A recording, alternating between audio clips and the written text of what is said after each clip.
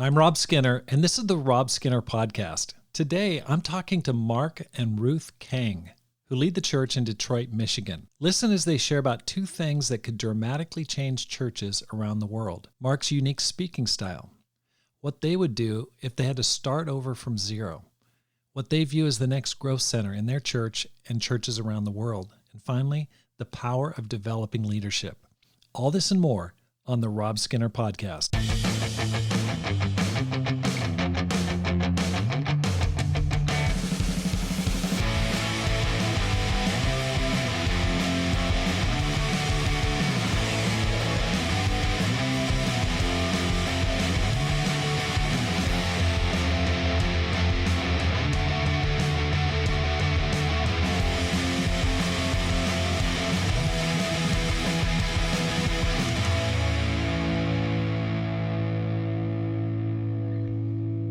Welcome back to the Rob Skinner Podcast. My goal is to inspire you to live a no-regrets life, make this life count, and multiply disciples, leaders, and churches. I am really excited about the Climb Conference coming up November 30th. It's 2 months away. It's going to be amazing, and I want you to be there. We're going to have amazing speakers, Sean Wooten. We've got Kevin Miller from Boston. We've got Dave Bliley from Australia. We've got people from all over the place who are going to be providing practical teaching, inspiring lessons, just help to do great things for God in your church and in your life. So please sign up at robskinner.com if you haven't already and book your flight. It's going to be Thursday, November 30th through Sunday, December 3rd. I want to see you there. Please register today. Who's the most impressive disciple you know under the age of 30? I mean, someone who's really standing out for their love for God and passion to serve Him. I want to talk to that man or that woman. So I'd like to ask you to please email me the name of the man or woman under the age of 30 you think I should interview next on the Rob Skinner Podcast. Please email me at rob@robskinner.com. Mark and Ruth, welcome to the program. Thanks for having us. Thanks, Rob. It's great to be here. Yeah, it's really great. I've been looking forward to talking to you guys. Mark, you did a program for us during the pandemic on how to preach, and you've got a very unique preaching style, which I'm sure we'll cover a little bit later. But let me ask you this question. How'd you guys become Christians? All right. You want to start? Yeah. I actually was reached out to when I was a freshman in college. So that's when I started learning about God. And in that time, I had a boyfriend who did not want to have anything to do with God. So it was a crossroads for me, God or my boyfriend. And after realizing who God was, because I wasn't always a churchgoer, it was helpful to know. And in about 2 weeks, I decided to break up with him and follow Jesus. Yeah. And God blessed that decision. Yeah. So you know. I was reached out to by a classmate at the University of British Columbia, and I wasn't as soft-hearted as my wife. She studied the Bible in a couple of weeks. I took about 6 months, really wrestled. I think part of it was understanding the enormity of the decision, like, am I going to live like this? But also part of it was just my own selfish, sinful, prideful heart. But once I made the decision, thankfully, I haven't looked back. So you guys were converted in the same church in Vancouver? No. I was at the University of Toronto. And then I was in Vancouver, Canada. So we later met when I moved to Toronto in the late 90s to go into the full-time ministry. Got it. Okay, so you guys are both Canadians? That's right. That's right. Right. Okay. Ethnically, you're Chinese, Korean, Canadians, or? I'm Korean. I actually was born in the Philippines, and I moved to Canada when I was 15. Yeah. So I'm dual language. Yeah. So she speaks 3 languages, actually. My parents were immigrants from South Korea. And then so I was raised as first generation Canadian, pretty typical kind of Korean upbringing. My parents were small business owners, and so for a lot of Asian Americans at that, especially in the 70s and 80s, my dad was a chemical engineer by education. My mom was a school teacher, but because of the language barrier, they became small business owners, which was a pretty common path for Asian American immigrants. Okay. Particularly in South Korea. And they went to Vancouver. That's right. Okay. And then, so you're Filipina. That's right. Canadian. And Yeah. Okay. How did your family get to Canada? Short story is that they were actually living first in California, then realized it was taking so long, then moved to Canada. My mom and dad always wanted to move abroad from the Philippines because it was difficult there. But yeah, that's how they decided to go. So you speak Tagalog? Tagalog, that's right. And the state dialect that I have, which is Kapampangan. It's hard to say, Kapampangan. Wow. I'm not even going to try. Yeah. I still can't. I mean, I've been married to her for 20 years. I still can't say it. It comes out sounding like an insult. Like I'm making fun of her language, but I'm not. I'm trying to imitate it. Okay. Well, how did you guys get together? How did you guys meet? Well, we were initially members of the Toronto campus ministry together. That was a large church. We first met at a leaders meeting. And back then we would meet like every 3 months as a congregational leadership team. And I met him at one of those. Yeah. And I think in our opinion, as you harken back and you kind of reinterpret your past, I think we were the benefits of a great dating culture. Mm-hmm. And so what that allowed us to was, before we even really kind of had a romantic interest, we were just great friends. And I think that's kind of the fruit of a great dating culture. But then the turning point of that friendship came when we were both leading a ministry together. Mm-hmm. And, from that, probably a year and a half later, we got married. Right. That happened with Pam and me. I mean, we knew each other, dated a little bit, but once we started working together, it's like, wow, okay, this is kind of accelerated things for sure. Yeah. You kind of see what it's like to work as a team. Mm-hmm. And you see the good and bad side of everybody, their strengths, and you're like, hey, this really works. So what year did you guys get married? 2000. 2000. Okay. And any kids? We have 3 awesome 3 sons. Boys. Yeah, 3 sons, 16, 19, and 21. Oh my gosh, you guys are right in the middle of it. That's exciting. That's fantastic. Okay, Ruth, 3 boys. How's that? Honestly, I love every minute of it. I have loved most moments of it. And it's been an incredible journey. I have loved 94% of the moments. So, Ruth, you just decided, okay, I'm 3 boys, that's it. I'm not going to push for a girl. We wanted more, but I had a challenge with the last one. I see. So we couldn't have 4. Okay. We really wanted 4 kids. Okay. So but God said, when you guys started dating, you were already in the ministry. Why did you guys choose ministry? Yeah.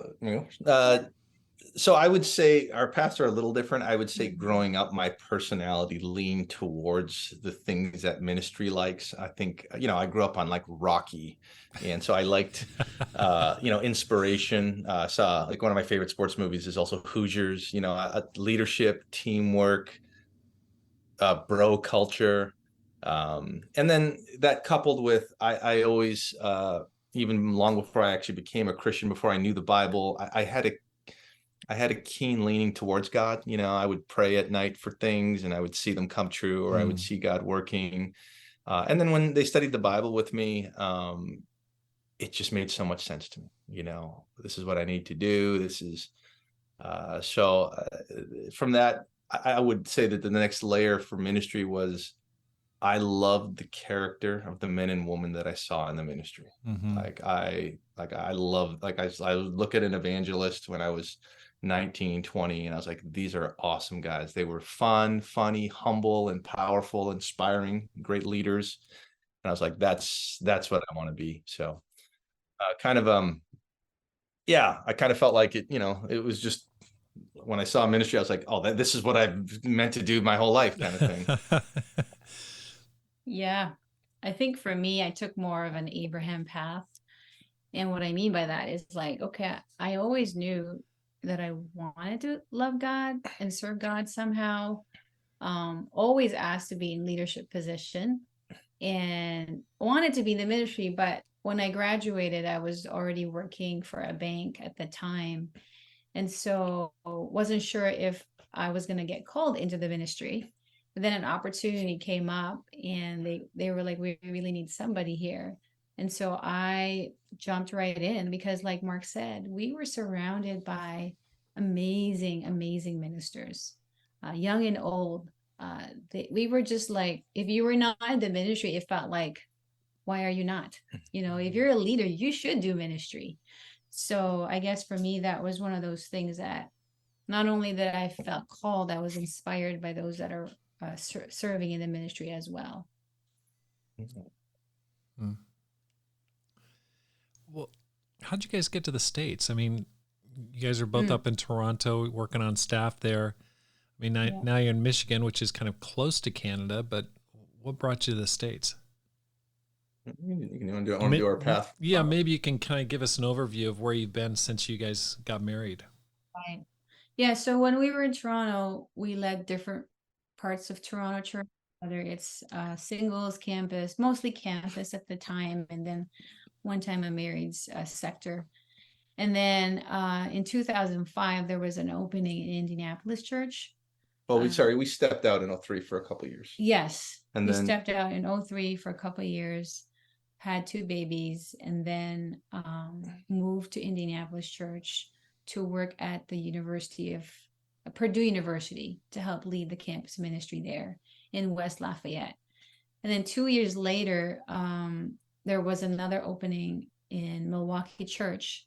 So that's where we ended up going. We led the campus there for 4 years. And then after 4 years, we took over the church, and then we led the church there for 4 years. And then we've been in Detroit now for 8 years. Yeah. So 2015, we got asked to move in Detroit. So we've been here since. Wow. Okay. So you went straight into the Midwest, 2 years in West Lafayette? Indianapolis. Yeah. Yes. Okay. Yeah. Indianapolis. Then you went to West Lafayette for 4 years? No, West Lafayette is where Purdue is. That's where we were in Indiana. So we were there for 2 years. Okay. From Purdue, Indiana, we went to Milwaukee, and we were in Milwaukee for 8 years, 4 campus and 4 leading the church. Wow. Okay. So 8 years in Milwaukee, 8 years. Okay. Upper Midwest. Okay. That's right. Tell me about the terminology, right? Exactly. I mean, that's cold country. That's beer country, cold country. It is. You're talking to Canadians, so we just call it country. Okay. Let me just talk. Can you explain a little bit about the church in Detroit? Where has it been at? How long has it been there? What size is it? Can you just kind of give a snapshot of the church in Detroit? Yeah, it's a great group. It consists of 2 regions: the East, which is kind of what meets in a suburb known as Livonia, and then you kind of have the West region, which is where Ann Arbor is. That's where the University of Michigan. That's kind of where our campus sort of branch is located. And for most of the year, we meet separate locations on a Sunday, and the entire group is about 250, and with about 80 to 90 children. So you can imagine, on a Sunday, it's, with friends and family, on a big Easter Sunday, we can get almost 500. And then on a smaller one, you're probably looking at something like 4. But it's an amazing group. I would say that, obviously every ministry you lead has a particular, place in your heart. It's like comparing your children in some ways. But this congregation, I would say, is particularly loving. And without getting into all these details, I think every time we've seen a challenge or a crisis, the church sort of steps up in a great way. And I think, there's different strengths and weaknesses each church has. What I would say is that as an evangelist, if you were to lead this church, you would, you'd see its weaknesses, but you would feel loved and taken care of by the congregation, which I don't think every church has that strength. Mm. I mean, Detroit, that's Motor City. It's in the States for sure. You go, okay, that's a hard hard-boiled city. That's part of the Rust Belt. That's car factories, all that kind of stuff. How does that affect the church and its culture? We definitely have an awesome worship team. Motown. I'm very proud of our group in that way because they are a standout. We definitely have a lot of engineers because of the Ford company and other engineering companies here. Yeah, I would agree with her. I'd say the texture of it is that you get the benefit of it being Motown, which is kind of a musical kind of center in America, and we had the benefit of quite a bit of talent. Not all, again, I think with evangelists, they're always in this place where they're trying to improve their worship team. This is, in my opinion, a great worship team. People use their abilities. Yeah, they use their talents, and they're pretty excited about it. We have a great volunteer group. And then with the engineers, I think that provides kind of a stability, a base of people that are generous, and it's pretty diverse too. Yeah, let's say it's pretty diverse group. Okay, that's really interesting. If you could just wave your magic wand, okay, and improve one area of your church, and even the kingdom at large, what would it be? Like if you could just go, okay, I really want to see this change dramatically. You could just wave that magic wand and it could change overnight. What would it be? Yeah, let me say that's a convicting question, because I think that the way that we are wired is to kind of maybe fret and worry about these things, but we don't give enough thought to what we're actually wanting to see God do. And it's convicting because you're like, okay, well, I'm worried, or I'm trying to improve the church, but what prayer do I want God to answer? And that's what came to my mind when you said the question. And so I guess the way that I would answer it is what I most pray about, and certainly recently for the church, is two things. Is one, specifically for Detroit or Michigan, is a great dating culture, which might not seem like an obvious answer to prayer, but I think packaged within a healthy dating culture, in my opinion, is you have impressed upon the youth of your church the importance of shining like a star in this area. And I think what other more powerful way can Christians stand out, especially single Christians, than to show just sort of honoring each other and sort of the intimate closeness of brother-sister friendships, that the Bible describes of how we ought to view each other. And so that's one prayer. But I think on a more macro level, I think packaged in your question was like, well, what would you, if you could wave your wand, how would you change the church and how would you change the kingdom? And I think that we all sense the one thing that's not only lacking in the kingdom, but worldwide, is there's a leadership void, right? And there is a leadership void in the world and in the kingdom. And I kind of harken back to a question that a dear friend asked. I was talking to the administrator of the Kansas City church. My wife studied the Bible with her, and we're quite close to her and her husband.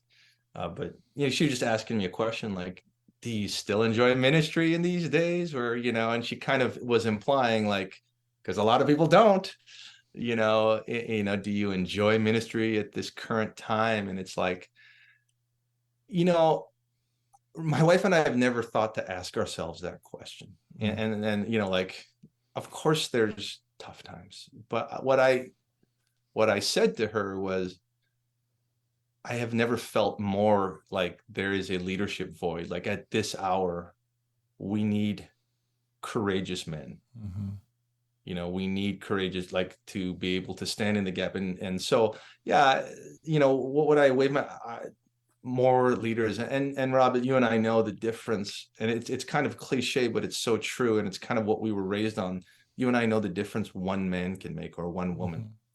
Right. And the faith of one man who truly believes things can be different, right? That things can be better, and has sort of the conviction to do that. And I'm sort of compelled by that. At the end of the day, yes, things are a mess, but the reason is not because people will always be people. Human nature, the Bible narrative of time is that it's just big cycle. It's this big circle. Obviously we're progressing technologically and educationally, but that's not true spiritually. We just cycle around just finding until we find God. And so, what's the elixir? It's that men and women are like, okay, things are bad, I'm going to stand in the gap. And Right. so, Yep, I agree. I think the dating culture, Rob, is like looking down 5, 10, 15 years from now, right? If people are not having dates or going on dates right now, where are they going to end up? Right. Uh, Same thing with leadership. If we're not raising or training people up right now, 10, 15 years from now, what's going to happen? So these in our hearts are both very future oriented. Like, if you can't take care of this now, disaster will happen in 10 years. Mm-hmm. Yeah. Well, I think I totally agree. I love the dating culture in 80s and 90s, especially. I know that's going way back there, but it seems like the current trend is toward, yeah, I'm just going to do what I want to do. If I feel it, I'm going to go out, or just hanging out kind of in an amorphous blob with groups of people rather than, hey, let's go out and let's spend time together. And I mean, it was just so awesome. It was so much excitement, fun, enjoyment, and it produced a lot of really good fruit. But I totally, absolutely agree with you that is something that would be amazing. And of course, just leaders, like Jesus nailed it. I mean, of all the things he could do in the short ministry period he had, of course, he had to die on the cross, but then just focus on raising up leaders. I just go, wow, that's incredible that he had that focus. Okay, Totally. so I want to ask you a couple more questions about your speaking style. You did a class. Your speaking, Mark, has been considered kind of close to like a TED Talk. Okay. Kind of measured, logical. I've listened to your sermons online, and you have a very interesting and professional delivery. How did you get that, and why? Well, my wife will tell you, it's been quite an evolution. Yes. I was definitely a 90s classic Screamer. Let's just do this.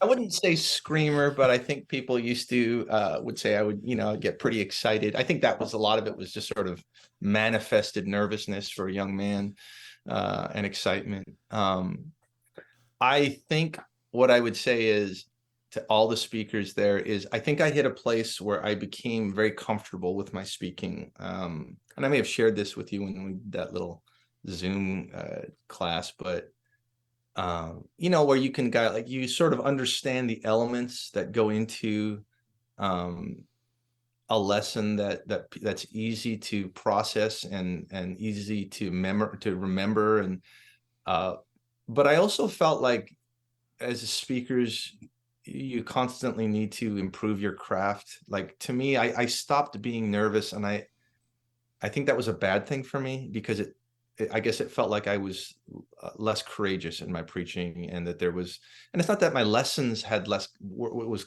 content wise, but I still felt the need to kind of push myself and go, I don't know if this is going to work, how I convey this. And so part of it is I started memorizing my lessons. And I'm currently doing a hybrid, but I know for like 2 years, I think it was 21 and 22, I just, from beginning to end, whether it's, sink or swim, I was going to memorize those lessons. I would walk out and I would be like, okay. And, I would forget things pretty common. The good thing was nobody knew because,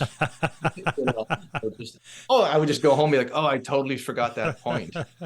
And I got better at it. And right now what I do is a bit of a hybrid. The only reason I'm doing a hybrid now is because it just puts less pressure on prep time to memorize it.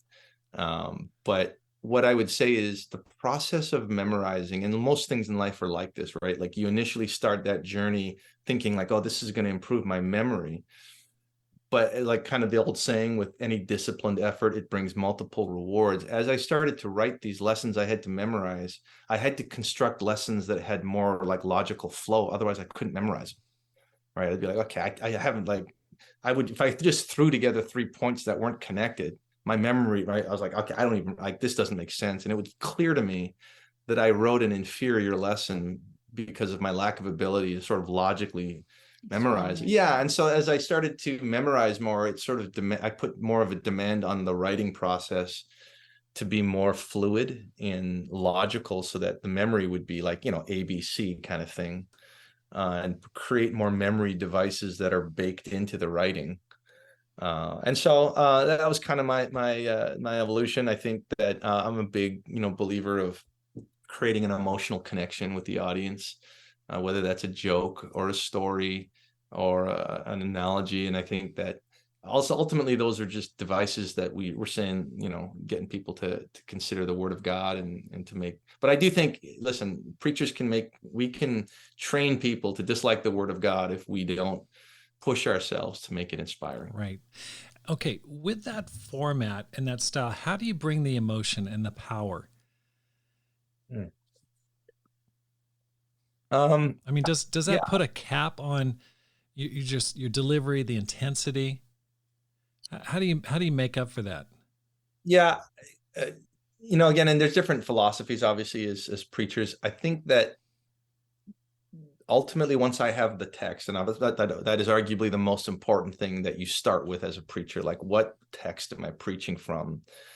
I come from the standpoint of like, it's not a good lesson until I help you see this scripture in a different way. And I want you, no matter what my text, if I say Ephesians 6, every preacher knows I'm going about the spiritual battle, right? If I say that, but I want you, if you're listening to my lesson, to think, oh, Mark's preaching, I want to see what new take he has on this. And because I want you to feel like that's what Mark does when he preaches. He makes me look at scriptures I've seen 1,000 times in a new way. And so for me, that's what takes the bulk of my time, is because I literally write down, okay, what are the obvious things I'm going to say about the scripture? Oh, Ephesians 6, the battle rages around. Okay, that's what everyone says. Boom, let's not say that, right? Yeah, so let's not say that. And so I write down everything that's obvious first so that I don't say it. And then I go, okay, and then I look at the text again, and is there a word that we haven't focused on, that the Holy Spirit, that we just glaze over? So that's part of the process for me. And once I get that, I'm like, boom. And then and probably a lot of preachers do this, but I journal regularly. I want to say daily, except that, whatever, there's that occasional day once every 2 weeks where I'm like, I forgot to journal, but essentially daily. And I feel, pretty, forthright saying that. And I do that because I document anecdotes and funny things. And so, I'll have an interaction with my son, will make me laugh, and I'll quickly go like, I got to write that down. I might not use it today, but I'm going to use it another time. So I think part of it is developing those habits. That's like John Maxwell. He talks about that in one of his books. He keeps a file of all his sermon illustrations that he reads or that he likes that impact him, and he just kind of keeps it. I mean, he's made a huge career for himself on leadership books just on collecting stories. So that's really valuable. What's one thing about you guys that many people may not know? I graduated with a degree in math. People don't know that. Most people probably don't know that because I'm not typically... She's a master of the culinary arts. I'm very artsy at the same time. I think that's why people don't know I have a degree in math, because I love decorating.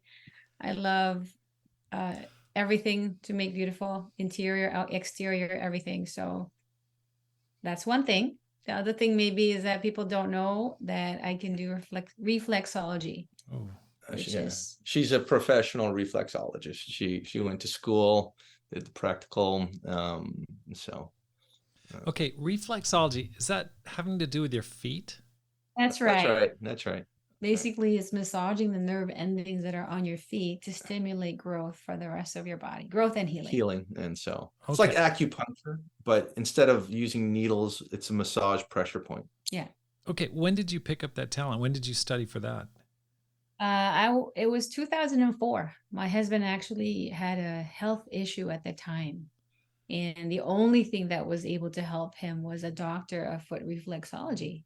So I thought, let me study that out too, in case that happens again. So I've done it for him and for my kids. And I can honestly tell you, none of the kids got sick. A lot. Not at all. Well, barely. Yeah. She would massage their feet. They'd be screaming. But it would work. Yeah. Wow. So, been beneficial. Yeah, I'd mentioned this before. For me, it's that I grew up in the restaurant, and I think my congregation knows that, but I think most people when I tell the story, certainly when I travel, people are surprised, or, even people that know me for a bit didn't know. But, when I was 10, my parents said, you're going to start working. And, the kind of the typical sort of picture of a little Asian kid wearing an apron, working in the kitchen, kind of chopping food and stuff like that. By the time I was 12, it was, working full-time hours, and it was pretty normal. Like, I wasn't an isolated person. Like, my cousins, their parents were small business owners, and I knew a couple kids that went to school with. They were, and we would kind of have this fraternity of like, you're a restaurant kid, I'm a restaurant kid. I worked till midnight too. That's nothing, and you're kind of comparing. But I would say it certainly shaped a work ethic and responsibility, and I think it's where I get a strength to sort of manage tension, because the restaurant business is frantic, right? And there's always a propensity to, like, when things get busy, to like wig out, like, we got 5 customers and you just want to go, and we're running out of food, and then, and the pot machine's not working, and that all sort of happens at once in a restaurant. And, doing that for, like, growing up from 10, 11, 12, 13, then you kind of like go to church and it's like one person is upset. You're like, well, I guess this isn't so bad, So that experience definitely provided some benefits. No doubt. It's a classic sort of older, kind of, midlife, where you look back and, obviously when I was a kid, you're like, oh, when do I have to not work? And I resented coming home smelling like, food. Bacon. Yeah. Right. And then of course you go back as an adult and you go, man, that was probably like the best experience I could have had in terms of good things about my character. Right. And let's talk a little bit about race and that issue. Like, I think about people that are children of immigrants, friends I've known, people like Dat Doe, other people like Frank Kim.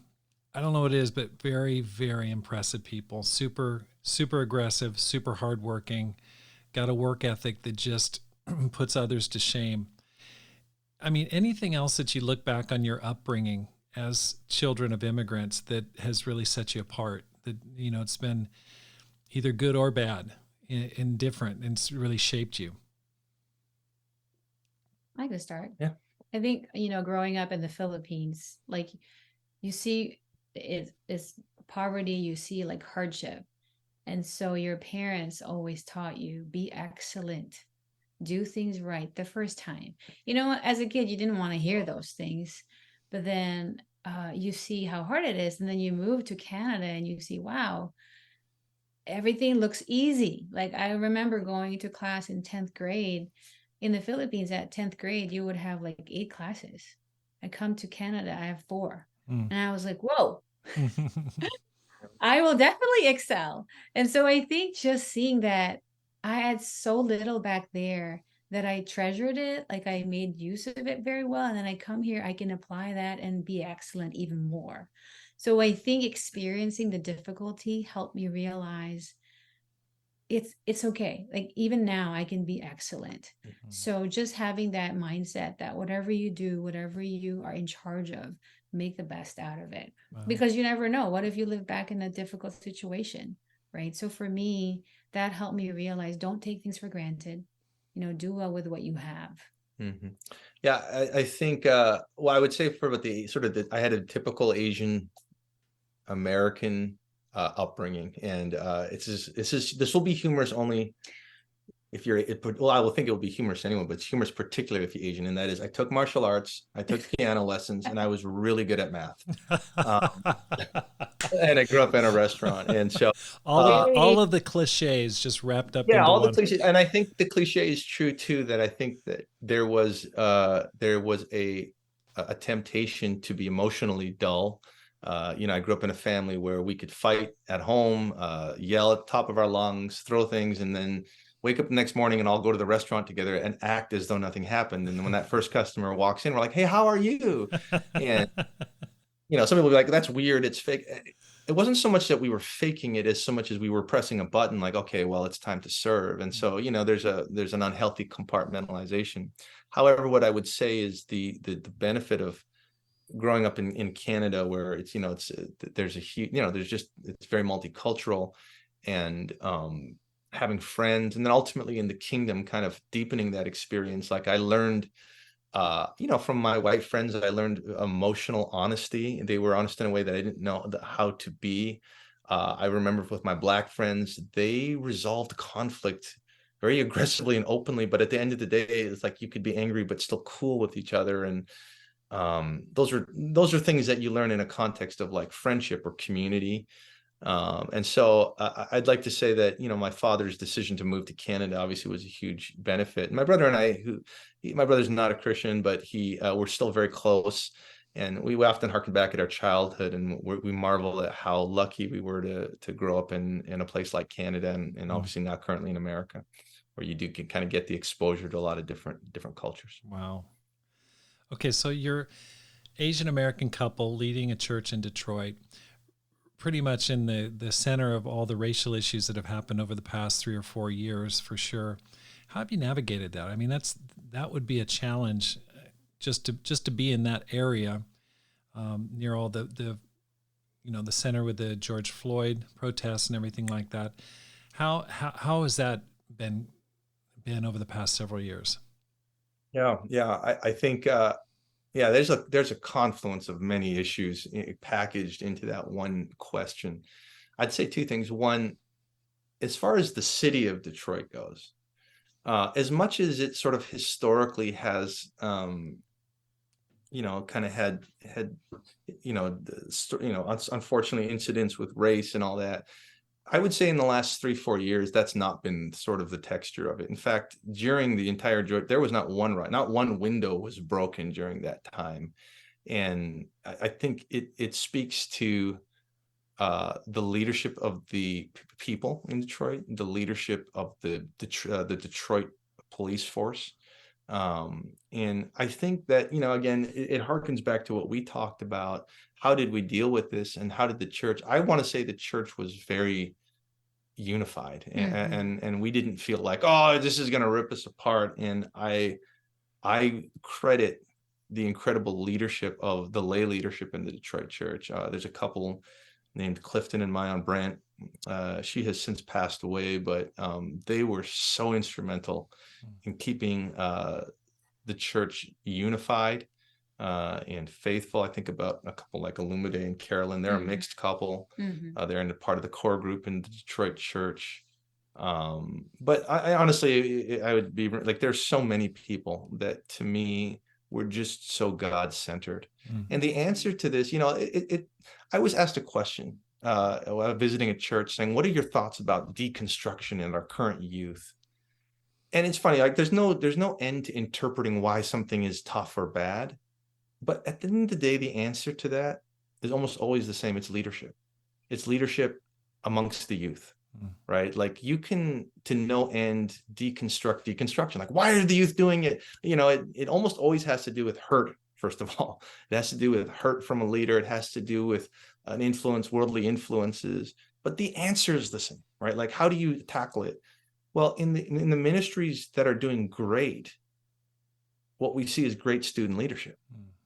Like, and I look at our teen ministry is outstanding, and we got great teen leaders. But beyond that, there's a particular young man, in that teen ministry who clearly rallies the teens to be spiritual. And the naked eye wouldn't reveal it. If you walked into our teen ministry, you'd go, "Hey, Mark, this teen ministry is this is one of the most fired up teen ministries I've ever seen." But if you kind of unpack it, I would trace it back to the influence of leadership, lay leadership, right? The people that are in the pews, the people that are the soldiers that are in the trenches. And it's the same with college ministry and the race situation. And that's what we felt. We felt like the Detroit church stayed very. Was there grumbling? There's always grumbling. I mean, it doesn't matter what is, but I think that and I think part of the evangelist's job is to elevate the voices of wisdom and faith. And that was an easy thing because these people are already so influential in the congregation. Again, the Clifton Brandts and the Illumide Faulkners and their wives, the Sean Alexanders, these people that I was like, wow, we are so blessed have such a Jesus kingdom focused lay leadership Mhm. that tells everyone, all right, everyone, calm down. Jesus is still in control. And again, I think what we've seen with a lot of race and political issues is people sort of weaponize rhetoric, they weaponize virtue. And we've seen that sort of manipulative tactic where you kind of, I'm going to use truth to be harsh, like, okay, hang on, don't weaponize truth. Or I'm going to use whatever race to be mad at my evangel. Like, but I think these are men with great wisdom, and they have influence that I didn't have to say much because they were the ones that were. And you know how much easier it is, our job is, when great leaders are kind of speaking up Right. on our behalf without us having to say anything. Wow, that's fantastic. You know Dave Jung? Yep, of course. Okay, do you guys know each other from the past or Yeah, anything? I've known Dave. So Dave's older than me. He's, I think, 6 years older than me, so he's in his 50s. We were in the ministry in the 90s with them. But we were in the ministry in the 90s, and I was like an intern level where he was like leading a sector, if you Got get it. it, Okay, got and it. so he was a senior brother, but he's a good friend, and it wouldn't be weird for him to call me or me to call him right now. When you start talking about crucial conversations, I think about Dave Jung. No, I immediately thought about Dave Jung. He loves that stuff. Well, I mean, those guys. Listen, I think some people can dread those guys, or like, oh, they can look at. When you do crucial conversations, I believe this: you are protecting the immune system of the church. Yeah. Right. And listen, I've said this before, as evangelists, one of the skill sets you and I have to cultivate is, if we want an environment of high trust and safety and love and encouragement, we have to be able to protect it, because environments of love and safety and encouragement, they are susceptible to abusers, manipulators, and bullies. Yeah. And if you don't have the skill set to deal with manipulators and bullies, and Paul talked about it, hey, from amongst you, and people are going to rise. If we, as evangelists, we don't have the skill set to deal with bullies or manipulators, then you will never have a healthy environment. Right. Because by definition, a safe environment is safe from those people. Right. Yeah.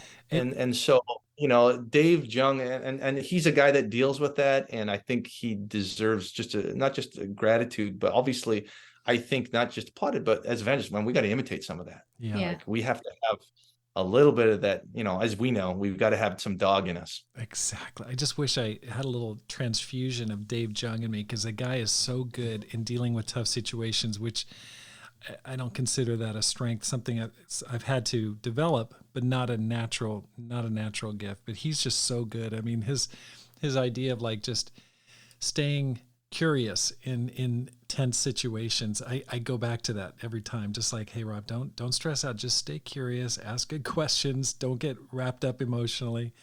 But it also reminds me of that book, A Failure of Nerve.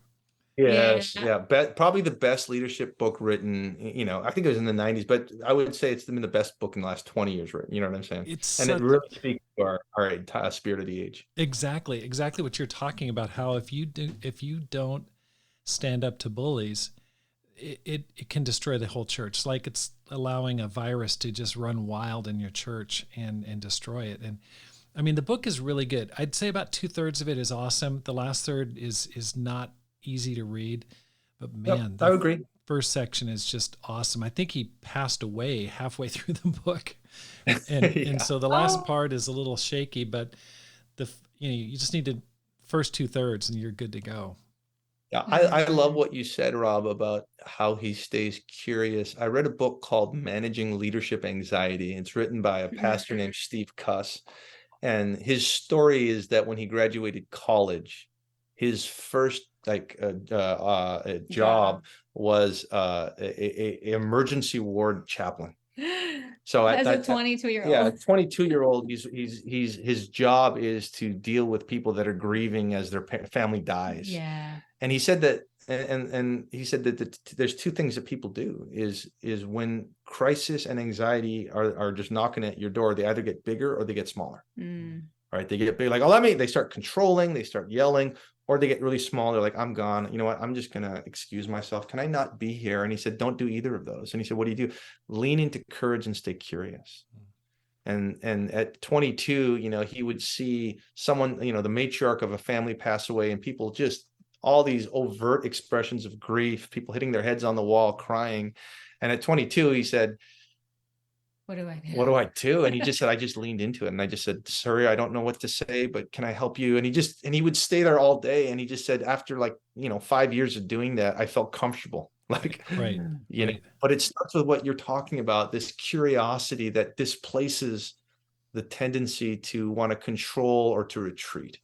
Knowing what you know now, if you had to walk into Detroit next Sunday and start a new church with 0 members, what would you do and how? Yeah, it's an interesting question. It's interesting because obviously church is at 250. And I guess the question is, if you start from ground zero, what does it look like? And I think that regardless of the size, but our task is, whether your church is 30 or if it's 0 or if it's 250, you're still trying to sort of mobilize a critical mass of devoted individuals, right? It's more like how you do that is different. Obviously, you're starting with 0, you're trying to meet them and you're trying to baptize them, right? But when you have a church of 250, you're trying to find them. Like, all right, who among 250? But honestly, even in a church of 250, sometimes you still got to find them and baptize them. That's the reality that I think escapes some of us church leaders, is okay, maybe that critical mass, that the mighty men that I'm going to form aren't here yet. Mm-hmm. And that's okay, because God just says, go find those guys. Right. And whatever, but that's what you're trying to do. And I think, obviously I think, I think of yourself, and you've garnered a level of not just respect, but I think that where you go, other evangelists don't worry about that church. Let me just say it that way. And because we trust that where Rob Skinner is, he is going to create an oasis of faith, and that does that mean that a church that Rob leads has no problems? No, every church has problems, but it means that the church that Rob leads there's going to be a critical mass of people like, I want to do this. And so I think of that, and then kind of a second aspect to that question is what am I trying to do with that critical mass ultimately? And this is where you kind of got us evangelists kind of on our talking points that we love. But I think the most indispensable skill a Christian, not just a leader or evangelist, but the most indispensable skill a Christian can have, in my opinion, is the ability to know how to lead another person to Christ. And as we know, that's not simple, right? It means that you have to know your Bible. It means you have to know how to communicate it. You have to know how to evaluate. You need to know evaluate people's responses. You have to have a toolbox of varied responses to their varied responses. Oh, what do I do if the atheist says this? What do I do if this religious person says this? And you grow in that toolbox. But the people that develop that historically, and Rob, you and I are at the age now where we have a size sample, not only of a lot of people, but we also have the hindsight of seeing where people go in 20 years. Mm-hmm. We have the hindsight of saying I know what that campus guy becomes in 20 years. And I know what that campus girl becomes because I've seen it. And you're oh, okay, I've seen where that pride leads, and I've seen where somebody who knows how to lead someone to Christ by them in the Bible, they can lead someone in their own to Christ, that inevitably shapes their worldview of church leadership and how they serve God. Because once you understand how somebody comes to Christ, repents, gets baptized, becomes a disciple, you understand a lot about what makes a church healthy. Right. Oh, I totally agree. What about you, Ruth? What do you think? Those are oases of faith. Definitely. You want to bring a team. I think that was your question, right? If you're trying to start over. Want to bring a team of people that are devoted to God, his scriptures, that love people.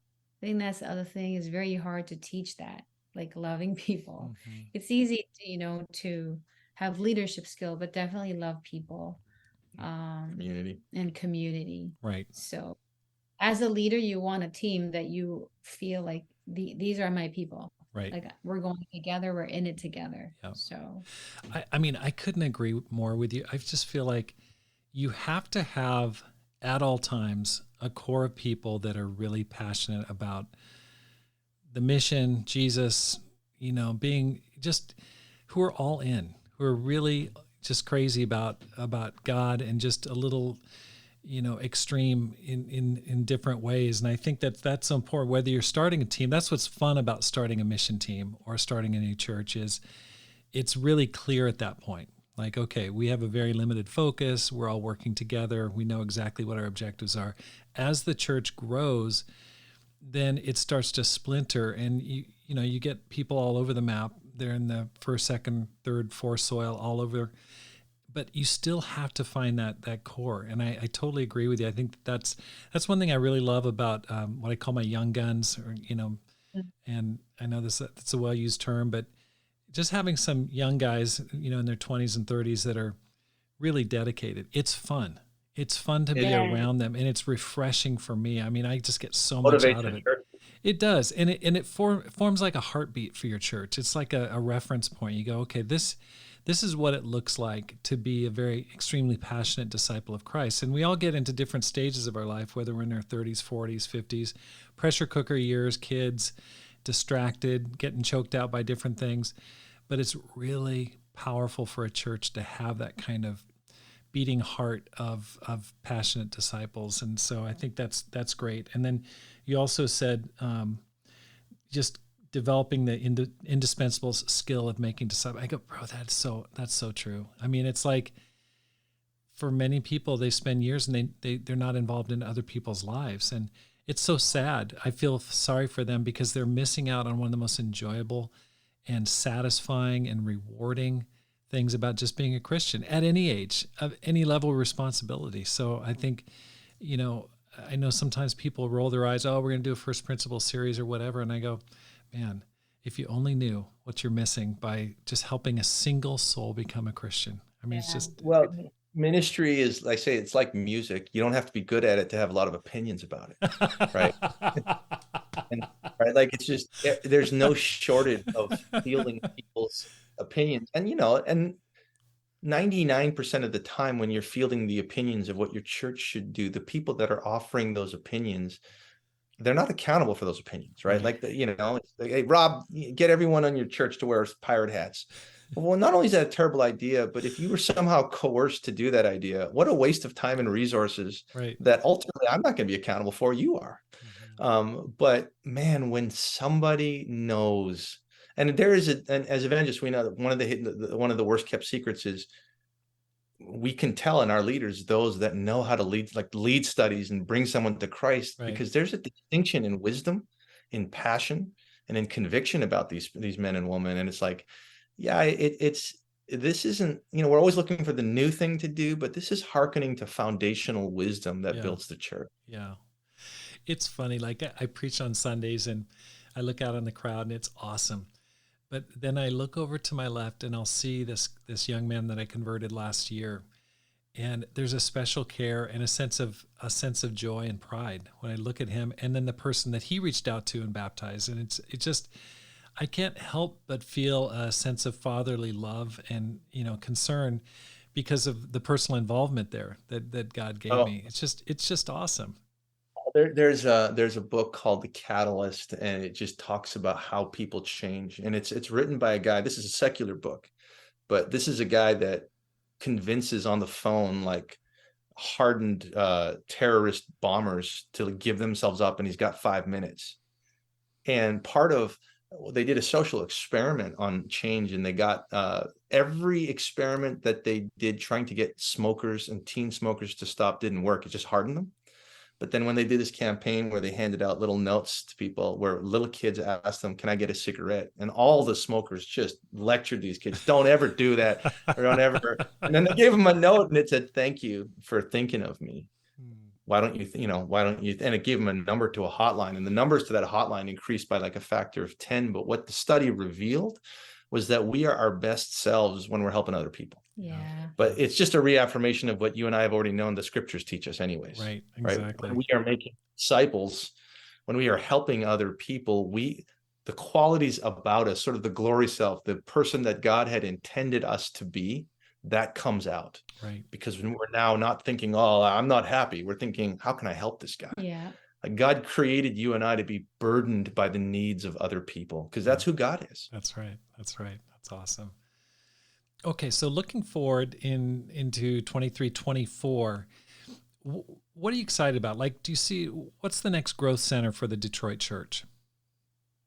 Yeah, that's and obviously I want to answer that question in a I guess a non-traditional way, because obviously the typical answer has been traditionally for us campus. And that is, and for many reasons why that is chosen. It wasn't just kind of out of favoritism or sort of a default mode or tradition, but the reason why campus is an excellent growth center and such a focus for so many evangelists is because with the college ministry, what they represent is what the youth brings is teachability, availability, and capability, the three abilities, right? So you've got, at that age, obviously, if they're in college, they're teachable. Obviously, when you're 19, 20, you don't have a marriage and 2 kids for the most part that you're navigating. And also, again, if you're in college, you're somewhat capable, you would hope. But to answer your question, what's the next, or what, where other areas of growth, what it made me think about is this current generation. And I'm obviously, when you speak about a large group, you're making some wide generalizations, but in general, what I would say with sort of the current young generation, or this cohort, is that they are very connected. More than ever, it's a global village, and through social media and information technology, a bomb goes off in Libya, our teens know, and type of thing. I would say that I find them intelligent from just, we're in information technology. And so their ability to regurgitate facts is probably like unprecedented, and then, they're insightful. But that being said, I think, like anything, there comes with its challenges. And I think that their emotional thresholds are lower. And I think there's studies to prove that. And I think part of that is with the way that information is disseminated. I think the screen time, it all lowers emotional thresholds. I think more people are single, with things like dating culture and stuff like that, and disillusionment. And as a result, my personal analysis would be that it feels like younger people are maturing later. That as a kind of a compromise to the connectivity, there's a lack of independence. With a lack of independence, at times there can be a propensity for lack of independent thought, perhaps. And so they become a dependent. There's no doubt this is a generation that has already been marked with depression and anxiety. And I say all that to say that I think that, it's making us perhaps maybe gravitate a little bit past the campus and to look at that YoPro as kind of a well of young people, and just, because I said the thresholds, and maybe there's just a patience game where you're like, okay, maybe some of these campus aren't quite ready for that level of training yet. And maybe they need to be, whereas maybe in our day, you were 19 and 20 and leading a Bible talk. Okay, maybe they're going to be 24 and 25. And they're going to come packaged with other stuff. And so I think a lot of the churches that I've seen really thrive, and I would harken back to like the Boston church with Kevin Miller and Stuart Maines, and sort of these notable kind of what I would call them sort of ministry giants and studs of Tony Fernandez out in Broward. One of the markers that's really obvious in their church is a growing, dynamic, vibrant YoPro ministry. And I think that's something that as evangelists, we got to get good with. Like you and I can probably regurgitate all the elements of campus. I think our first step is like guys like you and I got to be like, okay, with faith, we can figure it out, but let's figure what are the elements that go into a dynamic YoPro ministry. And I think that's going to be the skill set that a lot of guys are going to have to figure out. So, you want to say something or anything? No, I think that makes sense. Social media stuff too, so that's right. I do agree with people being like more limited in their capacities because of all the global information. Yeah, right. Our brains are not made to take in all that, and because we're taking in so much, we get easily depressed, easily discouraged. Yeah, right. Which is sad. Yeah, there's a finite amount of space our brains can take. Right. Right. What advice would you give to a person who wants to make this life count? Yeah, that's a deep and loaded question. Obviously, I think if someone were to ask that question, there's a lot of assumptions in there. Let me piecemeal that question in three. One, I think there's an inward question, and whether it's there's an inward, the cliche, be the change you want to see in the world. And I would say that there's an inward question that has to be asked, like, what do I need to become? But I think there are outward questions that is packaged or baked into that question, like, what skills do I need to manifest? And then probably the question that everyone's is, where do I direct my efforts? And I think, you have to piecemeal those, what you're actually asking, because it's very easy to just sort of, it's easy to mischaracterize what is being asked. Because some people might be asking one part and then we're trying to answer the other. So let me try to look at this. So the first question, the inward question, what do I need to become in order to make my life count? I think it was Dietrich Bonhoeffer. He said that you can summarize discipleship to Jesus in three words: devotion, community, and ministry. And, we like to keep it simple. And I think if you are starting off with that question, how can I change? I guess I would just say, are you a great disciple to Jesus? And can we look at your devotion? Are you devoted to community, and how is your ministry? How is your outward focus? And if those things are exemplary, I think that's a great starting point. And I think the second aspect to this question is, what skills do I need to manifest? And it's kind of baked into what we already talked about before, but I think I would encourage people to manifest their communication skills. And I think that doesn't necessarily have to mean, public speaking. I think it starts with one-on-one. I think it starts with cultivating listening skills, right? And interpreting skills, like listen to people, talk to people. And then, as you and I know, Rob, one of the things that every evangelist wishes we had more of is men and women that would actually have crucial conversations, right? It's how many times in a church service do you inherit an errand? Hey, Rob, just so you know, Bob's struggling. You're like, you think you could talk to Bob? Just so just so you know, Rob, but I'm doing you a favor. Sally, Sally and Schmally, they're having a little gossip drama. Just doing my part to let you know. Now go ahead and fix it. And you're kind of like, is there anybody here that wants to lean in crucial conversations rather than delegate them? So yeah, I think, what skills do you manifest? The ability to connect and talk with people. And I think it starts there. And if you do a good job, your forum only grows, right? But the people that change the world are communicators, right? Those are the people that truly change the world. And again, it doesn't mean you're a public speaker. It means that you can sit down with a person and you're changing their life, because the time you're having with them is so interesting and fun, right? And you're like, oh, this is amazing. And because changing the world feels that way. Changing a life is exciting. It's fun. If it's boring, you're not doing it right. Right. And then the third aspect is, where do I direct my efforts? So, it's the inward question. Am I the person to change the world? Well, ask those questions. Are you a great disciple? The sort of the Bonhoeffer definition of a discipleship. And what skill, manifest your skills to talk and hear. And then, where do I direct my efforts? I think that answer is something that's a journey for all of us. I would say the answer lies in what you believe the gift that God has given you. So I would think that and whatever allows you to thrive. So for some people, it's you direct your efforts in serving, or whatever. And then you kind of within that, there are people within, you're like, oh, the setup crew. Yeah, not all setup crews are equal. You put a great leader in that setup crew, and he makes those guys passionate and unified, and those guys have found how they are going to build the kingdom. It's fun. And so don't think that because something's already established that you can't change the world by interjecting yourself into it. Your church might feel like healthy. Tell you what, you can always use a guy that takes the level of excitement and communication and unity to that next level. And so I guess, that's kind of the question for all of us is, where do my gifts direct me, where I can best kind of make this life count? Ruth, anything you want to add to that? No, those are all very wise way of thinking about it inwardly. Yeah. You know, devoted Christian. Like that's the first step. Right. After that, you can move forward. But I agree, communication.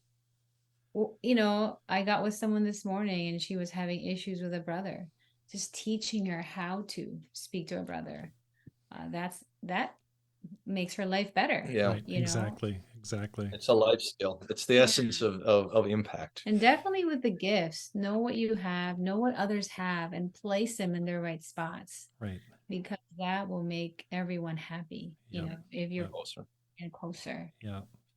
Well, there's certainly a theme that's come out from this conversation is the emphasis on identifying and raising up leaders, the need for leaders. And whether it's in the young professionals or trying to help equip people to use their gifts so that one person doesn't have to carry the entire burden of the church, but everyone is contributing and participating and helping solve the problems that come up in a church like that. So, and I can also see how your upbringing in your background has really trained you to be able to tackle tough challenges and to have the kind of emotional toughness necessary to handle a church and to be able to handle it with equanimity. So it's really impressive. It's great to get to know you guys a little bit better, and just all the best to you in your work there in Detroit. Thanks so much, Rob. Awesome. And thanks for asking us. It was a real honor. Thanks, Rob. Thank you. Thanks for listening. Here's how you can help support the program. First of all, hit the subscribe button and send a link to your friends. Let people know about it. Secondly, read and review one of my books, either How to Plant and Grow a Church or Courage, How to Make This Life Count. You can find both of those on Amazon.com. Finally, support the Rob Skinner podcast with a gift. The link is in the show notes. Because my goal is to inspire you to make this life count, live a no regrets life, and multiply disciples, leaders, and churches. Have a great day and make this life count.